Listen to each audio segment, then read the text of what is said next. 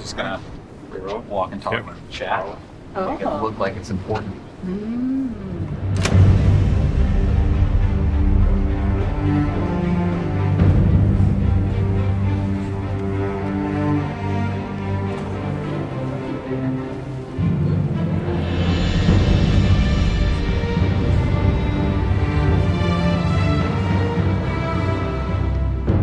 Welcome, everyone, to the 2026 ESO Seasons Direct.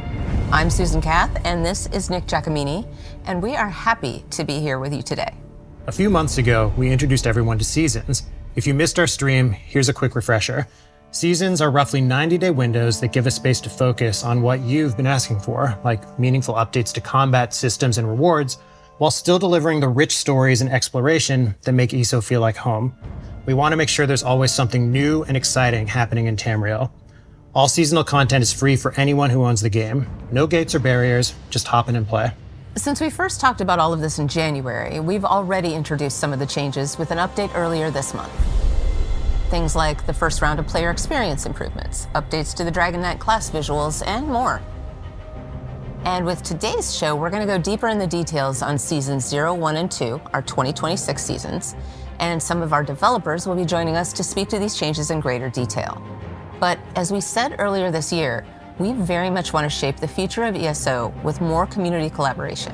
And so we're very pleased to welcome some special community guests today to join us in roundtable discussions with our team. That collaboration is a big part of why this year feels so different. In addition to the many improvements that we just launched, with more coming throughout the year, your feedback has shaped this year's features, like solo dungeons and our first version of challenge difficulty. And we're pushing boundaries with new experimental offerings that expand ESO in ways you haven't seen before, like the Night Market, our new action-packed group zone that's coming in Season 0. We want to be more transparent with the community on what we're building, how we're thinking about things, and how we're using your feedback to build our Tamriel together. But now let's start the show, and we'll turn it over to Kira, Finn, and Wheeler to shed more light on the contents of Season 0.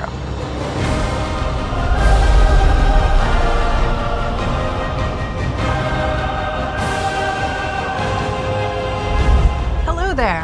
I'm Kira Ross-Schlitt, lead of the Player Experience Improvements team.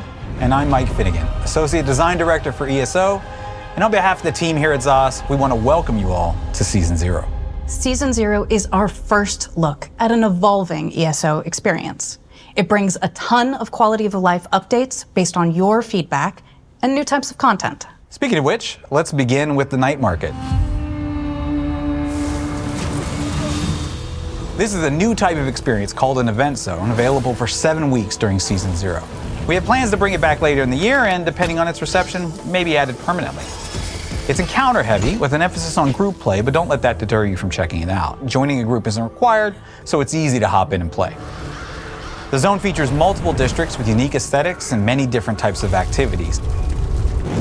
Calamitous world bosses, wandering trial level bosses, daring races, discoverable quests, unique relics to unlock, and a lot more. So the Night Market is a section of Fargrave, the Daedric realm, which opens and closes at the whims of magic beyond anyone's understanding. It's inaccessible when the market is closed, but when it opens, mortals and Daedra alike flock to the new districts in the hopes of scouring and finding new objects and items. Unique to the Night Market are factions. We have 3 NPC factions, and you will need to pick one to serve. Work together with your friends or other heroes to bring victory via quests and activities in the event zone. Rewards will be dished out to each faction based on performance. Which faction you choose will matter because at the end of the event zone, your faction will be rewarded based on how well it does. There are 3 factions, each with their own distinct methods and motivations within the Night Market. There's the Ruckus, the Bruiser faction preferring to rule through strength. The Glittering Goad, who has amassed great wealth from running all of the various auctions and stands within the Night Market. And finally, the Thousand Eyes, one of the oldest factions. They are the small, the insignificant, and thus the unnoticed. Each of the factions is competing with each other, and none are above using mortals to do their bidding. There are 3 districts within the Night Market, each with a distinct look, as well as a central hub called the Starlit Plaza. Each district has an associated relic that, once unlocked, will allow you to explore more and reach places previously forbidden. The districts are run by deadly creatures called Gilded, and are only reachable once the relic for that district has been uncovered. There are many rewards in the night market, spanning from temporary power gains to permanent cosmetics and unlocks. There's an awesome new house called the Knight's Den, which will be unlocked for free once players complete the initial quest. It has an entrance directly to the night market and new features inside. It's the perfect place to show off all your hard-earned loot. And that's not all. We have more rewards available for players that put their skills to work in the night market. While the night market is available for a limited time, it will come back with new twists in the future. And we can't wait for you all to play and let us know what you like and what we should tweak for future iterations. Well, this bruiser is ready to swear allegiance to the ruckus. 1,000 Eyes is going to take you down. Oh, we'll see. But as Finn mentioned earlier about tweaking and improving the player experience, the new player experience team is hard at work to improve your time in Tamriel. We want everyone from vets to first-timers to have an amazing time adventuring, exploring, and more. These quality of life updates are part of our mission to work with you, our players, to co-create your perfect ESO. Let's take a moment to review just some of what went live with Update 49. But first, why did we make these changes? We've heard your feedback and we agree. We need to not let outdated systems and bugs get in the way of the fun. Your time is valuable, so our first pass was to reduce unnecessary grind and friction that can bog down the experience. For example, we've tripled the efficacy of stable master training, so now you can do that 3 times as fast. We've reduced by nearly half the cost to upgrade both bag and bank. It's also critical for us to bring the game up to modern standards. Things like being able to respec for free in the menus, upgrade your bag in the UI, improve zone guide tracking, and our first change coming from last year's Guild Summit. You can now easily rep your guild without a tabard. For our customization endgamers, we've increased many furnishing limits, made all armor slots hideable, and improved outfit slots. These aren't one-off improvements, but rather an ongoing initiative where we continue to improve the game and deliver on long-requested features.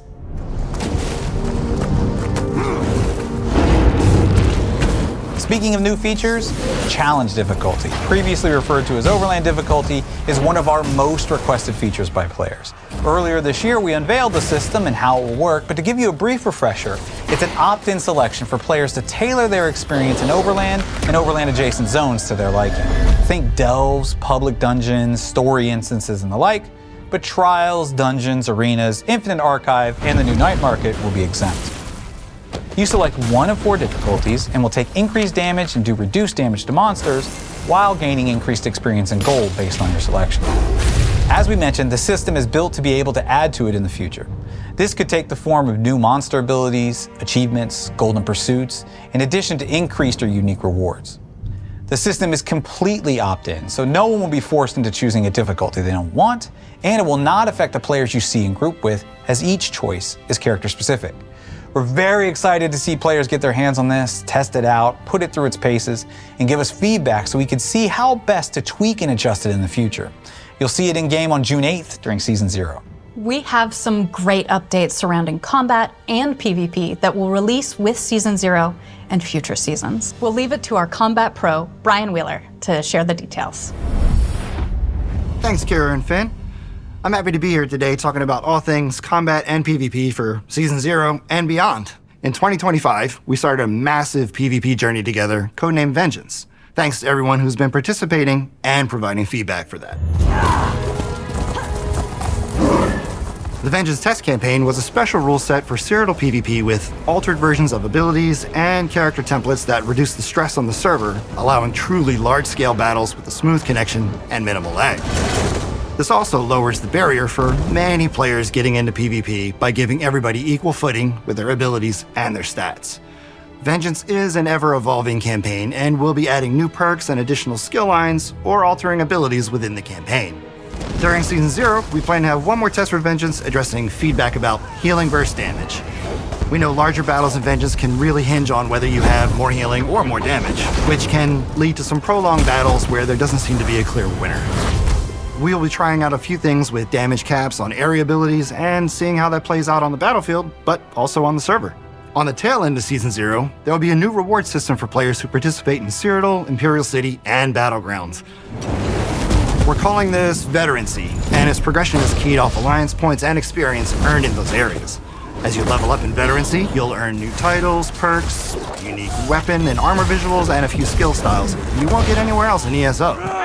This really gives our PvP players a new progression path and a badge of honor, something our PvP veterans can proudly show off. The rewards will be updated every 6 months, and some will carry over from season to season, giving you a chance to earn them in case you missed that initial drop. We invite everyone to see what's happening on the PvP side of things. Climb the ranks and receive some unique rewards. Also, last year we asked about your feedback on ESO's classes, including pain points and overall thoughts on class identity. As part of our efforts to address that feedback and improve the overall look, feel, and balance of combat throughout 2026, all classes will receive updates that will round out and modernize them in relation to the current state of the game.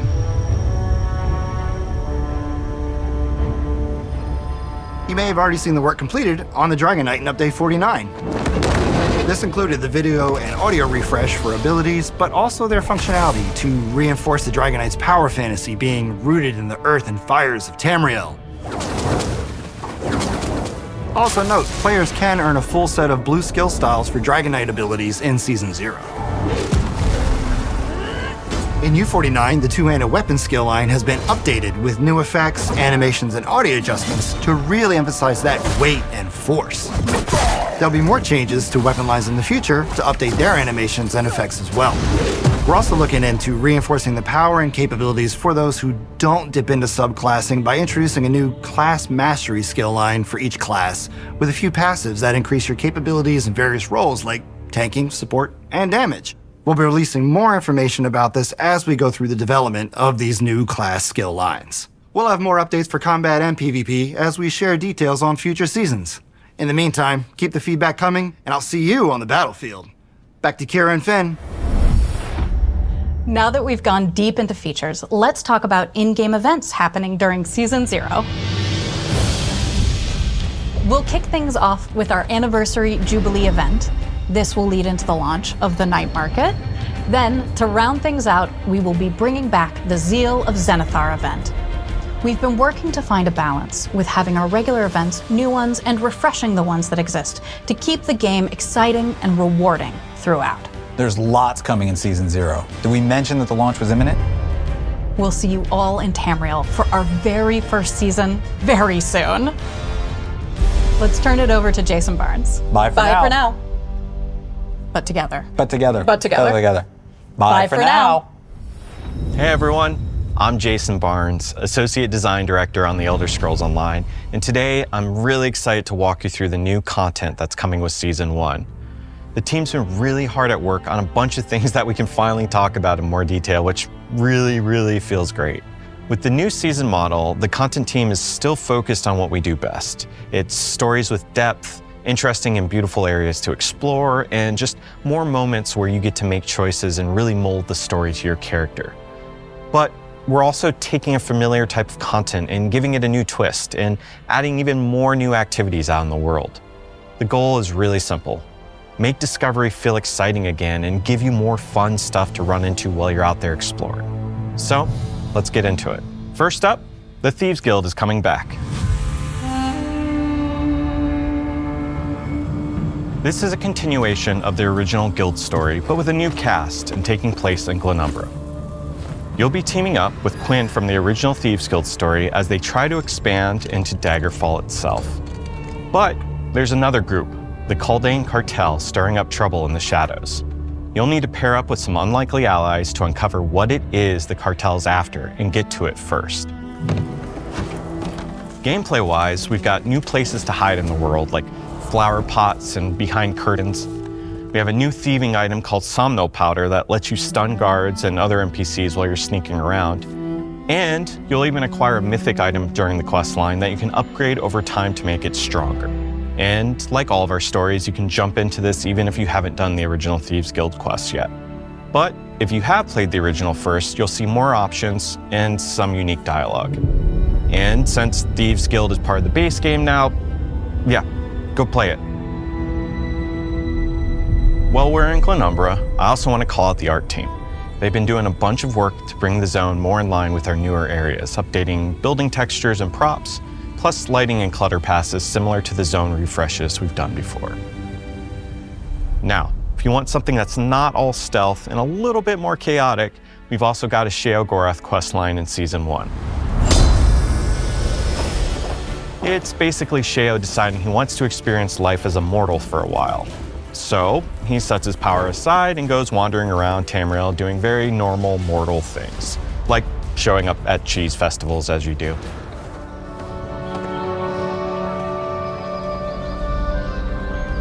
And of course, it turns into complete chaos. His powers start doing their own thing, people try to steal them, everything spirals, and it's just Sheogorath being Sheogorath. It'll take you all over the world across 6 quests, and it gets weirder and weirder the deeper you go. But quests aren't the only thing we've been working on. We've also been looking at some of our older ways of delivering content and figuring out a way to freshen them up. So, let's talk favors. Favors are a new take on daily quests. They're tied to specific characters and guilds, and they send you all over the world doing a mix of different activities. They're kind of an homage to the old hireling letters in the sense that each favor has an ongoing story that's attached to it. Every day you complete a specific favor, you'll get a letter that continues that character or guild's narrative. And once you finish their story arc, you get a special reward that's tied to them. Something personal, like a self-portrait you can hang in your house. It's also a fun excuse for us to bring back characters you haven't seen in a long time and check in on what they've been up to. People like Tellinger the Artificer, Holgren One-Eye, and lots of others. And then there's something totally new. Rumors. Think of rumors as optional narrative scavenger hunts hidden out in the world. You'll find a rumor, get a set of clues, and then it's on you to follow the trail and figure out what's really going on. To help, there's going to be a new rumor section in your journal where you can track the clues you've collected and reference them as you go along. But it's old school in the best way possible. There's no UI telling you exactly where to go or who to talk to. You get the goal, you get the clues, and then you go solve it. It honestly feels a bit like classic Morrowind questing from Test 3. You're using your brain to figure things out, or search engines and wikis once those come out for those who just want to get things done, and that's fine too. One final note on rumors is some even have multiple endings. You might think that you've solved it, but if you pay really close attention, you can uncover that there's a whole nother layer that changes how you see the whole story. Next up, because I have even more to talk about, dynamic world events. Dynamic world events pull from a few things we already know that players like. It's a combination of bigger public challenges like Hero Storms and Dark Anchors, as well as finding these interesting little moments that you stumble across out in the wild. Like the mage stuck in a bubble in Solstice, or the frog that just straight up eats a dude as you walk by them. Dynamic world events can pop up across the world. They scale based on how many players jump in, and they have several stages that you work through to succeed. And they're not just kill stuff until a boss spawns either. We've got different sizes of events and different goals within each of them. You might be rescuing animals in danger, or defending a farm under attack, or even teaming up to hunt down an epic vampire that's causing trouble all across the zone. And this is just the starting point. Dynamic world events aren't a one-and-done Season 1 thing. We want to keep expanding this system as we go forward, so keep an eye out. And finally, the last thing I'm going to cover today, because we've covered a lot, is something called the Sage's Vault. The Sage's Vault is this space between realms that safeguards Sage Vornet's most prized possessions, and it's something you're going to learn a lot more about during the new Thieves Guild story. To get in, you're going to need to track down nowhere keys all out in the world. You'll earn these by doing some of the new activities in Season 1, as well as some other means. Now, once you're inside, you're going to have 3 wings that you can tackle in whatever order you want. Each wing is made up of a series of rooms, and the order of those rooms, with some of the elements inside of them, are all randomized, so each run feels different and distinct. But here's the important part. This content isn't about damage numbers or perfect gear sets.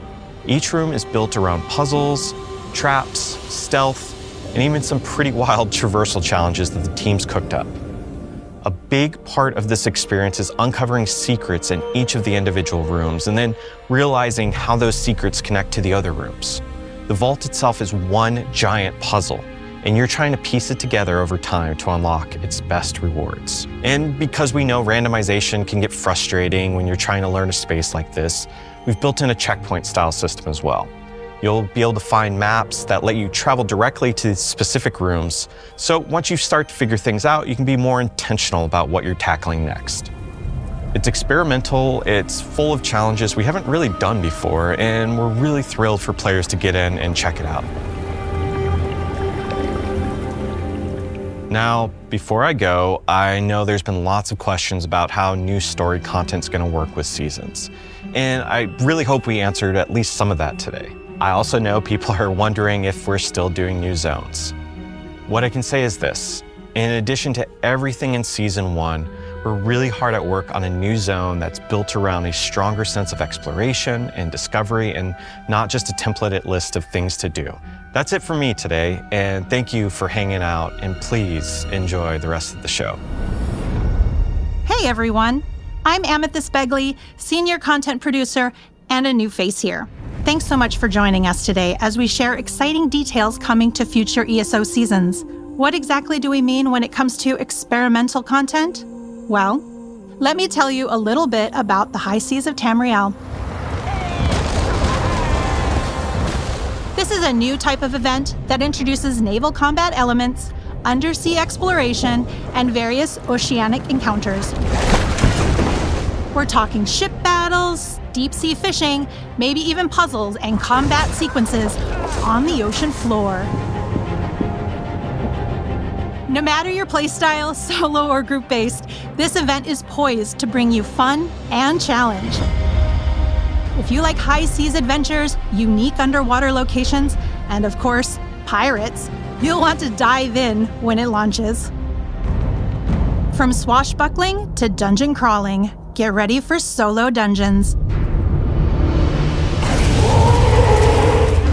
For this highly requested content, we're rolling out versions of previously released dungeons reimagined for solo players and players with companions, beginning with 2 solo dungeons: Moonhunter Keep and March of Sacrifices. You said you'd love to experience the story of dungeons without a rush pace that often accompanies group play. We heard you, and this is the perfect way to do that. For those that want a more casual story experience, you can jump right in and experience the story solo or with your companion. For those who seek out a challenge, there are often mechanics at the entrance to make your run a bit spicier. And on the rewards front, there will be new monster masks and other cosmetic items for solo dungeon completion. Last thing from me, fans of Trials and ESO, rejoice. Our development team is cooking up a new one for this year. Crimson Veldt, our first base game trial in 12 years, is set in a section of Hircine's hunting grounds. It's the familiar gameplay you've come to love with ESO Trials, but also some new wrinkles to challenge folks. Hard mode base pop. That's right, we heard your feedback and are incorporating this feature into Crimson Veldt. Stay tuned to the ESO website and social channels for updates and more details on everything coming soon. And with that, we're almost at the end of the show, but we have a couple last things we want to talk about. First off, later this year, ESO will be launching on PC Game Pass and Xbox Play Anywhere. So if you're a PC or a handheld player, you'll have a new way available to explore Tamriel. Lastly, we have something very special we want to share today. It's time for a little bit of a weather report, Nick. So later this year, you can expect storms to gather across some of the coldest, most wintry regions of Tamriel, and to continue wreaking havoc well into early 2027. And where, you might ask? Blizzards are known to appear in at least one familiar corner of Tamriel. Many of you picked up on the hint in our January reveal, and guessed right.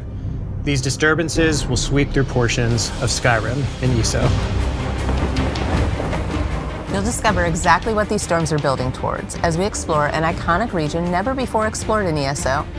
So prepare yourself for what's coming in our first season of 2027. Skyrim season in ESO. I'm incredibly excited for this, not just for the location, but for our first ever excursion zone and the team's new take on what a zone can be. And with that, we're wrapping up this year's ESO Seasons Direct. A very special thanks to all of you who've joined us today and for being part of this community. Let's build our Tamriel together.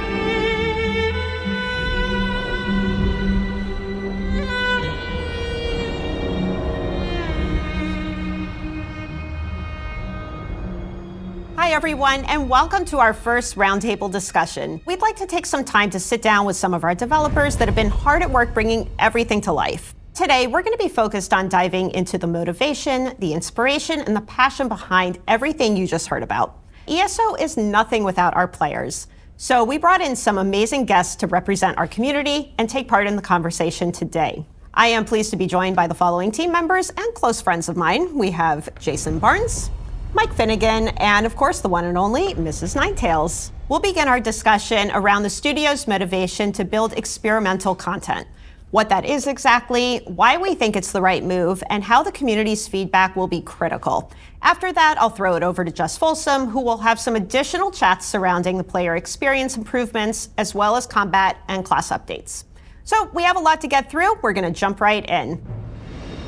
Let's start by just talking about experimental content. Finn, how would you define experimental in this case? So in essence, experimental content is content where we need new tech or new techniques. Night Market's a really good example of that while the structure of a zone is kind of known, this is way different. It's a lot bigger. There's a whole favor system on the back end, how we spawn up the skirmishes, the whole UI aspect. So that all needed kind of new tech. And sometimes it's also taking tech that we have and techniques that we have and then packaging it in a new way. So dungeons, we've been doing dungeons for 13 years. We know exactly how to do dungeons. How do we take that experience, learn from it, and then make it for solo players? With the content team, it's kind of similar. You know, we've been doing a certain type of content and quests for a lot of years, and it worked great for many, many years, but it kind of became predictable. And so we were like, well, when we want to change it up and experiment, like how do we do that? And I think the first thing is kind of stepping away from the rules a little bit and saying, this is what we know we can do. What if we do some of that, but also take some of that time just to step off into another direction, maybe throw some ideas at the wall, see what maybe fits the theme, and go from there. And so for experimental for us is really just stepping outside of our safe zone a little bit and try new things like rumors, where, you know, it's not quest content. I like to call it narrative treasure hunts in the world, and you have to kind of figure out how that all works. But we also have the vault, which is totally from the ground up. I call it like the fun maze. Every room has some unique type of gameplay that you go through, and there's tons of secrets that you have to kind of uncover as you go through it as well. So that's kind of what we mean when we say that. It's nice to hear kind of your perspective on what experimental content is, because I can guarantee that what you guys kind of define it as, the community probably sees that very differently. I think maybe it's going to help quell some, you know, potential miscommunication or expectations of, you know, when you say we're getting experimental, that may mean something different to us. So I appreciate that kind of definition to hopefully, like I said, quell some of that. There's another definition of experimental too, is when we're putting something out to the community, we want to see, you know, how they react. And that's experimental in its own right, of saying, hey, this is something brand new that we've never done before, and let's put this out there and see the feedback and the reaction that we get. And if you like it, awesome. And if you don't, then we'll look at why you don't and see if we can do it, or we say, hey, okay, this didn't land. Cool. We didn't lose, like, you know, a ton of time on it, but we can go and try new things in the future and kind of veer off in a different direction. Yeah. And some of the new stuff is like foundational, right? Where we're starting with the new stuff and then building on it for the future. I know in your community, you focus a lot on, you know, new players and helping folks that maybe haven't played the game in a while, but there's all different play styles in your guild and in your community. So I bet they're pretty stoked for all the things that we're working on. Yes, it's, you know, for a while we've kind of felt like, you know, everybody's lined up for, you know, their turn at some content, right? Mm-hmm. And we have so many play styles. You know, we have our, you know, more hardcore, you know, trial players, our PvPers, our casuals, our housers, the people that love to quest. We have so many across the board. So it always felt like, you know, we're kind of waiting like, all right, the trial's coming, it's my turn, and you're gonna get some dungeons, it's my turn, and then, you know, some housing updates, that's so cool. So it feels like, you know, with this kind of model that you guys are going with, it's gonna hit so many more play styles and kind of, you know, roll out so that we don't feel like we're kind of waiting in line for things, and it's really going to, you know, hit broader on the community than it kind of has in the past. Before we sort of had to hold things, and we were beholden to, you know, the chapter release and certain beats for things to go out, but now we can just kind of release it when it's ready, which is really cool. Talking about this wide range of content, how do you think all this is going to resonate with the community? You know, we're super hopeful because we're sticking with what we know, right? Like narrative and storytelling, that's always the heartbeat, of a lot of, like, especially like a lot of people play ESO and they play it solo, right? They play it like a single player game. Mm-hmm. We're never going to get away from that. But I think we are also trying to just have more types of gameplay in general. It's definitely a delicate balancing act of appealing to the long-term fans that we have, but then taking maybe some of the experiences they've had and adding on to it. The night market's a good example. There's a lot of group kind of activities and stuff in there. Dynamic world events, if you're used to incursions or even random, what we call RDS, random distraction content, if you see that, this is another take on that and evolving kind of these experiences. One of the biggest things I've heard from the community, you know, my community, other communities, is that, you know, everybody's afraid, you know, on the roadmap, it gets put out, very high level. If they're not seeing something that fits their content style, they're worried that, oh my God, it's gonna go away, right? You know, we've definitely heard, you know, Zone was a big one, right? It's nice to hear that, like I said, we're not gonna stray from that, because there are so many people, like I said, I've been around 12 years and I love what we do, but, you know, again, change is hard, right? We've been doing something for so long, and, you know, everybody wants to still feel at home here. Yeah. You know, we're gonna be changing some things, but we're still making an Elder Scrolls game, right? Like, we're still gonna be telling stories, and to your point earlier, like, stories is part of our DNA, and that's what we do. One of the things is we've committed to moving the timeline forward. Yeah, that's huge. And so now we can, like, do long-term planning on that type of stuff and like build out huge storylines. And I used to joke, it was like whenever we would release a new chapter, since everything had to take place at the same time, it's basically like writing chapter 1 through 3 of a new book and then going to a next book. So I was just gonna say, it actually is design-wise, it helps us a little bit that we don't have to, like, okay, well, if this happens here and that happened there, then how does this happen and stuff. It's solving puzzles of our own making. After 10 plus years of content, Yeah. becomes a very intricate and complex cube of like storytelling. And it's like, oh yeah, I met this character here, but I don't know if I remember them from here. And so this is going to help a lot going forward. And again, storytelling, right? We're going to keep doing that. Going to see a lot of cool stuff later on too, right? So yeah. All I'm saying is if the, choices and, getting to flirt a little bit leads to being able to romance the characters, I don't think the community is going to be mad. My number one question when I ever go somewhere is, It is absolutely. when can I kiss Razum Yes, Dar? nobody's going to be mad. Just throwing that out there. So I know for you, Miss Ninetails, the Thieves Guild story specifically, I think that hits home for you, right? Yes. So Nine's a big fan of the Thieves Guild. Okay. He loves it. To see us revisit the Thieves Guild again is really exciting, and I'm kind of curious. There's so many great guilds to run back on. Why them? We showed a preview of Dark Brotherhood, and I was like, we can't do that. I just want to do something completely opposite and just fake experimental content. Fake it. No, I think Thieves Guild has always resonated with the player base. It's also kind of an interesting thing where if you play Dark Brotherhood, it's like, okay, you're a killer, like you're a very specific type of player. Thieves Guild is a little bit more neutral. Like you can be a gray thief, right? And I think it just has a little bit of more appeal to that. And not to say that we won't touch things with like Dark Brotherhood and stuff in the future, but just talking through it and going back and being able to kind of continue that story even. We bring back Quinn from the original Thieves Guild, which a lot of people liked, and continue her story, because she's kind of at the whole beginning of this. She's putting this together, and so you're helping her out along the way, and we really like her character, and so we can base a story around it, and it just kind of organically fell in place that way. A little bit of both happening at the same time kind of thing, where we're like, oh, we want to kind of do we want to explore Thieves Guild? What mechanics do we want to do? And it kind of all gelled. And that is one thing that we're trying to just do more of too, is having things that are thematically linked to stuff. A lot of times we'll just throw a system in the game and it was like, cool, it exists on its own thing, scribing, Tales of Tribute, have storylines associated with them, I know, because I did them. But they didn't necessarily feel linked to what you were doing. Yeah. So with this, it's like, oh, you learn about a lot of these things. You're introduced to some of these mechanics and systems during the storyline, and trying to do more of that too. Building on that, kind of like the Sage's Vault is a good example of, while it's thematically kind of initially linked to the Thieves Guild, that doesn't mean it ends in the Thieves Guild number stuff. We can carry forward. This kind of what we were talking about earlier, building for the future and stuff. We can absolutely, or we have built that system that we can build on in the future. So.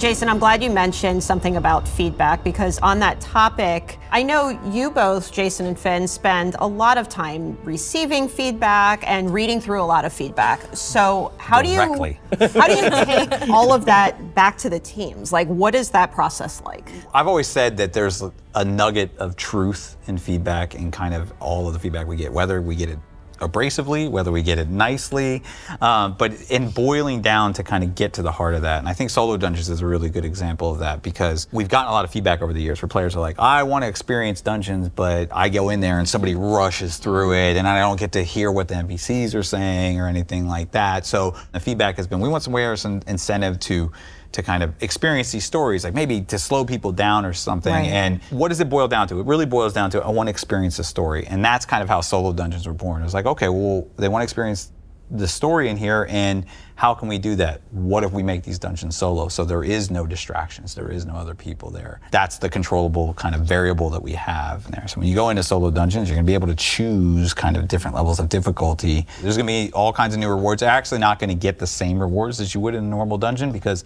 we still want the normal dungeons, the group dungeons, to be incentivized for players to go in there. So we have a different kind of reward schemes set up for Solo Dungeons. Coming at it from a community point of view, what guidance do you have for us just to ensure that we're listening and we're kind of implementing this stuff in the best way possible? Yeah, so I've gotten to spend some time with you guys being down here, and we've had a lot of conversations. I think we're on the same page that, communication is definitely a big hurdle. You guys read everything, right? But from a community's perspective, there's no response there, right? So are they reading it? Because we're not getting that kind of like validation of like, we hear you, we see you, we validate your feelings. So I think, that's been a big point in contention for quite a while now. And I think you guys have done, again, a total 180 on that communication, like seriously, and keep heading in that direction because, at the end of the day, players want to be seen and heard and feel like they are valued. I mean, you guys have already started down that path, and I think it's, sticking to that's going to be huge for the community. Yeah. You'll get tired of us soon. Never. Especially when I'm on there. I'm like, what's everyone's favorite soda? Here, Paul the Day. Who do we romance next? Yeah, exactly. That'll be a hot topic. Yeah, that one would get some attention. It sure would.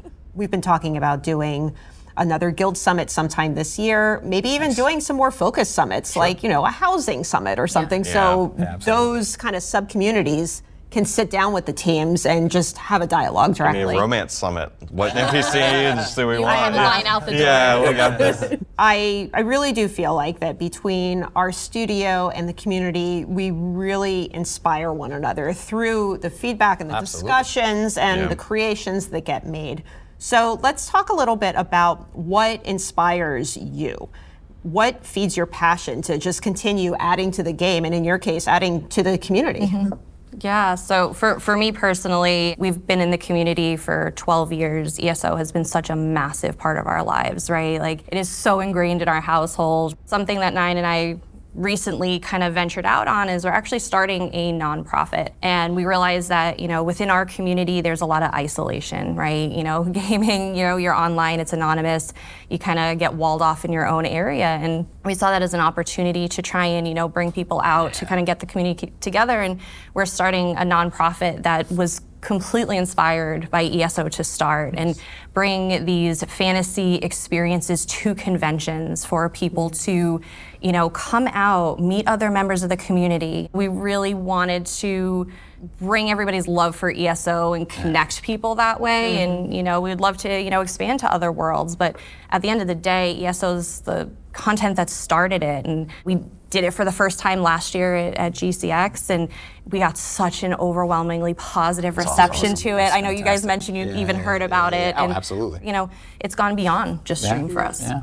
It's kind of like the lifeblood of what we do, and seeing player feedback and stuff. Feedback that we got from people at the tavern, for instance, in live, in person and stuff about what about rewarding golden experience, and say, okay, that gave us a nugget to kind of explore and see if that would kind of move the needle, and that kind of gets the process going and stuff. So yeah, a lot of that feedback is directly related to features that we're putting in the game. I mean, going to the tavern, some of the... I love it every year. That whole event in Germany is just so fun. And, the amount of guilds and community members that come out to that and just are enjoying themselves. If you get a chance to go, it's amazing. It's amazing. It's funny because you go to an event like that and there's times where you just kind of stand back. It hits you and you're just like, holy crap, our team helped build this. This is something that it's something we've put years and years of our life into, and to see this and just, it's very overwhelming. And when you get back, you want to share that feeling with the team because it is so inspiring, and it just gets you all fueled up and ready to go. It reinvigorates. And it's not only that, it's also we say the tavern and we go there and it's great and we're able to talk to community and stuff, but to see all the people that come there not to talk to us, for a lot of people at the tavern in particular, that's their once a year guild meetup.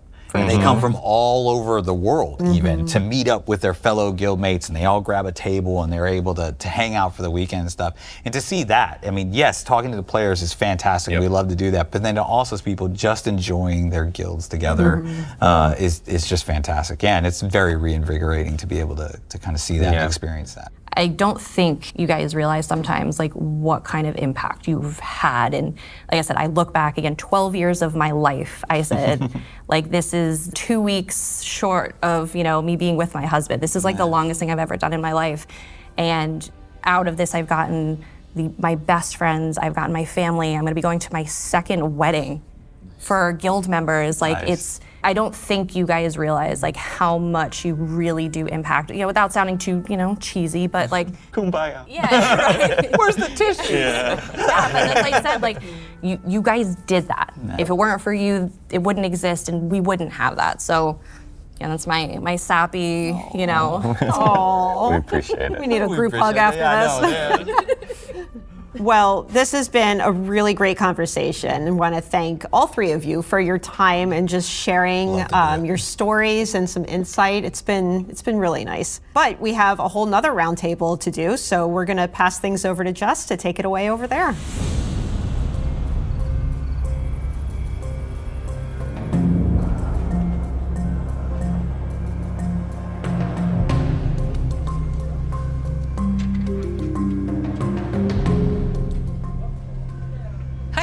So let's keep the discussion going with my good friends from the ESO dev team and one of our ESO creators. We've got Kira Ross-Schlitt here and Brian Wheeler, as well as our community guest, the wonderful Calaban. As Gina mentioned, we'll be discussing campaigns to improve the many facets of our beloved game, whether it be general quality of life updates, bug fixes or campaigns, and tests or improvements to PvP. It is incredibly important to us to continue to evolve ESO and deliver the very best experiences for everyone. So without further ado, let's get into it. How has that evolution of gaming informed our seasonal approach and the future of ESO? Let's start with the short stuff. When people come to ESO, I really want to make sure that they're not being forced to spend time on these systems that feel outdated now, before they can really get to the part that they want to do, that they can play their way and have fun and focus on the good stuff. Like you said, the gaming landscape has changed, trends have changed, how we approach time and progression has changed, and we took that barrier out, so you don't have to port back to a shrine before you can do that. Keep going. Yeah. And I was really excited to see that. I've been playing MMOs a long time, and I really appreciate it, and I know my community really appreciated it. There was a lot of great stuff in those player experience improvements, just sort of removing some of that friction from the game so that we can get to the parts that we do really enjoy. I'm honestly excited to hear more about how you're going to continue to approach that with Seasons.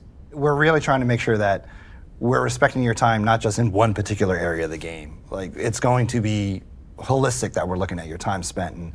And again, with the progression system for PvP, that's just one of them that we're working on. I love hearing that too, right? So regardless of what type of PvP that I like to participate in, whether it's Battlegrounds or Cyrodiil, whether it's Vengeance or Greyhost, I can still work towards this system. Yeah, it's gonna be fun. I mean, you saw a sneak peek today. Yeah, I did. And I'm excited. It looks real cool, and I think it's been a long time coming as well, right? Yeah, I'm absolutely jazzed about it too. And like hearing everybody from the studio, like, yeah, let's go, let's get some more stuff in there. Like, starting with Vengeance last year, and everybody on board with it has been great, and the team's been all about it. So it's been a lot of fun. Well, I'm a sucker for collectibles. So, there you go. You'll get me back into Cyrodiil as soon as there's something new to collect. So.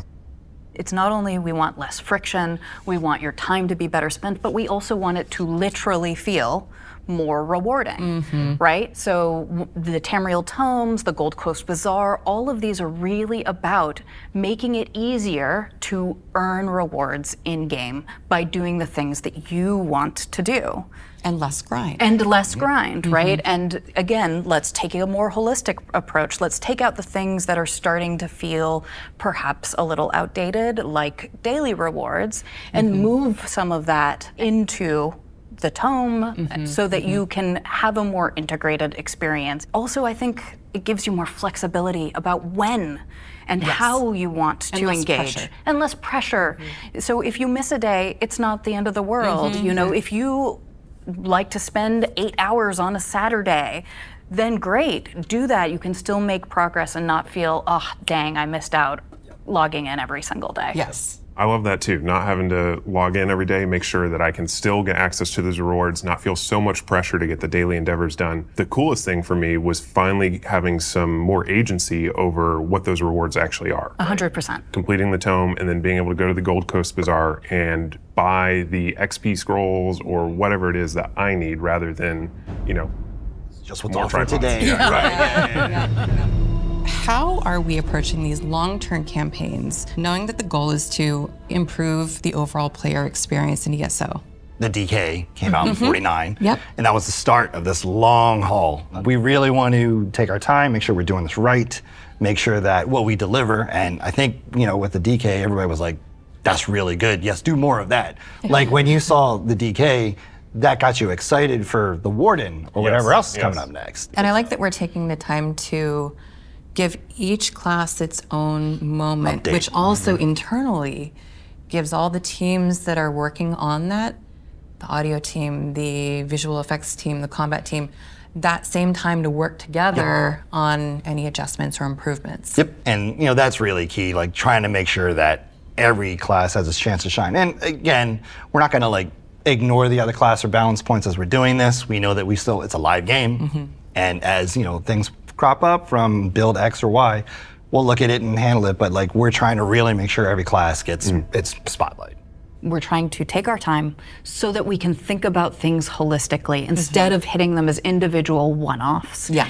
Us focusing on guild housing is a really a big one, right? We started with the Guild Summit last year. We really wanted to get the feedback from the players. What are they most excited about? What are their biggest pain points? How can we best help support them, because they do such important, awesome work educating, getting people involved, and we running need events. Running events, right? And being able to help support that is really important. We are also planning to really focus as we develop the design about going to players and saying, hey, here's how we're going to hit this. Does this work for you? Does this make sense with what you're looking for? Yeah, he's actually part of that. Cal's all about we got the Warden discussions happening soon, and he's like, yes, I want to be part of it. So it's working I'm out. not sure who beat me to signing up for that, but someone. So let's switch gears to talk about the player experience improvements that you and your team are working on. I will say, one of the things that I'm most excited about and love seeing is how we are utilizing PTS feedback more, and it's happening in real time. So I have a good example of that. With Update 49 PTS, we announced the housing furnishing limit increasing, and players were very excited to hear about that. But they asked a question that we hadn't thought about, and they said, with the furnishing cap increases, and you asked this too, Kalma. I did. What about the player cap increase for visitors in housing? Because they expected that to go with the furnishing increase. Makes sense. So we said, Kira, what do you think? Is this something that we could make happen? We have the ability to now even consider these things, right? We're not quite on this treadmill the same way anymore, and we have a team who's looking at these things. And so I, called all the experts and I said, what's the risk here?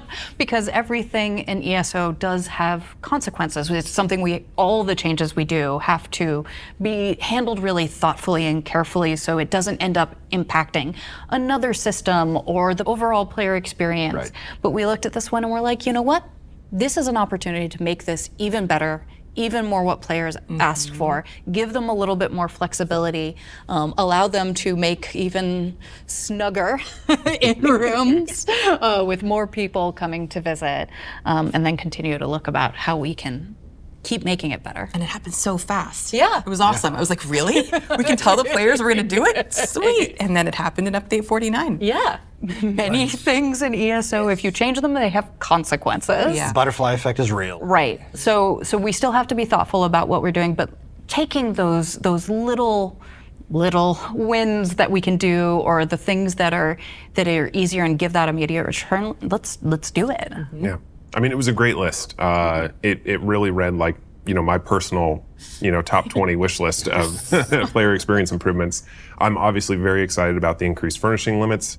I design a lot of houses in ESO and I can't wait to revisit those. But, like you were just saying, as soon as I realized what I would be able to do with an in-room, I realized that I was going to want to have more than one person come visit and check it out. So thank you for turning that around so quickly. It is awesome. And again, I know everyone in the housing community is going to be really excited. All right, so thanks. That was a good conversation about the player experience improvements. So let's just shift over to Oh boy. classes and combat for a bit. So It's like, all right, let the bullet the first wave start of flying, these went right? live Yeah. with the DK, with Update 49. So what is everyone looking forward to with these efforts? Directly in Season 0, the thing that I'm excited about finally getting out there is Vengeance being full-time, but also veterancy progression. So this is a new system that we're putting in where you're able to get rewards for PvP. And again, like we said earlier, doing it in Imperial City or Battlegrounds or any campaign. Right. Any Cyrodiil campaign. Any Cyrodiil campaign, right. So Greyhost, Vengeance, whatever campaigns we have up afterwards, it's going to be earnable through that with a combination of XP and AP earned. And you're going to get cool weapons and armor, not like, one like sets, but actual visuals. Right. So you can apply that to anything. A couple different skill styles as well that you won't be able to get anywhere else. But that is like, the gang is jazzed about that coming out. You're going to get titles and all kinds of stuff, but the Warden on the class side, the crew is excited about that as well, for sure. We're trying to spread that theme around. Same thing with animals and for seasons or nature. So creating just sort of a more cohesive class kit, I guess. Yeah, very much like how Arcanist and Necro, their feel is spread throughout the entire skill lines. They have their specific tanking, DPS, and support line as well, but the feel of the Arcanist is holistic. Same thing with the Necro. But part of all that is tied to the feedback loop, but also just statistics that we've seen, all the data, like when we see who's subclassing and who isn't, we're using that data as part of these discussion points as well. Right. We are going to be introducing basically a new skill line for every class. We're calling it Class Mastery, where it's going to have some passives that sort of boost you up a little bit for whether you're DPS, tanking, or support. There's going to be a couple, broader passives that we have in there too. But it's going to be, another layer for the high end to be like, okay, how do I play as a DK or play as a Warden or play as a Templar? So it's going to be a case where this is going to evolve as well, because we're putting that out sooner than all the other classes are getting done. Yeah. So this is going to be a case where these mastery lines are going to evolve, and they're going to exist beyond the refresh. We're going to keep, analyzing and seeing what people are doing. If a certain build is lacking due to pure classing, we'll look and see what we can do in the mastery lines to try and help pump that up. Again, something really exciting to hear. I think that was one of maybe the key pieces of feedback on the DK refresh was that a pure DK still wasn't quite at the level of a subclass build. How do you think that we are positioned to garner attention back to players who may not have played in a while, and we'd love to have them come back and give it another shot? Many ways, we hope. But I'd definitely say that one of the big ones, and we've heard it requested for a very long time, and we've been working on it, but it's big and it's complicated, is of course crossplay. I think it is important to say crossplay is not coming in 2026. Yes, yes. But we are working on it. We are making good progress on this. And this is something that is really important to us. And we also want to make sure that we do it in a way that feels good, right? We're also really looking at how ESO can be overwhelming for everybody. Quest markers everywhere. Yeah, right? 10 plus years. Right. All these systems layered on top of each other. So we're going to be looking at things like, we have Heroes Return for people who've been away for a while. We're doing some updates to that. We're doing one for new users that sort of kicks in after Cold Harbor and helps sort of lead them along a little bit. And one of the other ones we're looking at is trying to smooth out the experience from level 50 to CP 160. Right? So really looking at how can we make it easier to come back into ESO if you've been away a while, and also just make it easier if you have friends for them to just join and play, right? That's great. I know anybody who's played an MMO or even oh my God, coming back. Yeah, you're honestly, like, what do I do? A more complicated game, especially with something that has a 10 plus year history, you come back after not playing for a year or more and you're like, oh my goodness. Yeah. Right. Where did I leave? What are these quests? What's in my inventory? So this is all really great. Right. That accessibility is really awesome. Whether it's PvP or PvE or just figuring out the systems. I know how overwhelming it can be because I see those people show up in my Discord or in my guild, and some of the questions seem really, mundane, but we've been playing for forever. Right, so, exactly. Yeah. I think we're all subject to our own bubbles in some way there, right? I'm honestly just impressed with the overall volume of the player experience improvements and a lot of the stuff that's coming. I know, some of it isn't necessarily the kind of thing that makes the back of the box, I like to say, but I think it makes a big difference to players in the game, and I'm just really excited to see what's next. As we're working through this seasonal content, why do you think it's more important than ever for ESO to focus on community? It's interesting from the player perspective and the creator perspective because we are all invested in this game right alongside you guys. So much. Yeah. Yes. Obviously, as a YouTube channel, I want people to play the game. I want people to watch the videos. And so I want ESO to grow and thrive. And I want it to grow as much as it can. I want more features and more stuff and, more houses to collect. And so I think a lot of players feel that. And that's why they're so passionate about it, right? They have great ideas and they obviously want to see it at the table and they want their voices heard. Yes. And, it's very personal, right?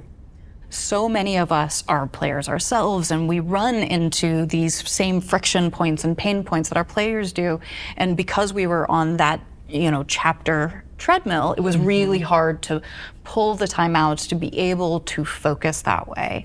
But this game is not for us, it's for the community. Yes. And so being able to deliver on these long requested features, to fix the things that are driving them nuts that aren't meant to be that way. It's incredibly heartwarming to get to see the reception to these changes, but it's also, it gives us more power to want to keep making it better and stronger, so that ESO can be that 30-year game that we talk about. One of the things that got actually brought up today in the team chat, somebody said, well, if the players are getting excited, then that makes me excited to do more work. Yeah. And that's infectious. And anytime we can either give more background or more details, like earlier today, talking about actual metrics that we can talk about with people, like showing the grass for vengeance, like people being able to see like the why we do the decisions and being able to explain it is really exciting. Oh my God, yeah, it's really exciting to be able to bridge that gap as opposed to just being, well, we did it. Like, well, why did you do it? And then we can explain it more, and I think that's really cool. Don't leave me to my own device. Don't leave me to my own devices. All right, well, I think that is a wrap. So Brian, Calamon, and Kira, thank you so much for joining and taking the time to chat today. It's been a pleasure talking with you all, and we hope you all enjoyed this and have a great evening. We will see you in Tamriel. Why did I say have a great evening? Because it's dark outside. I know.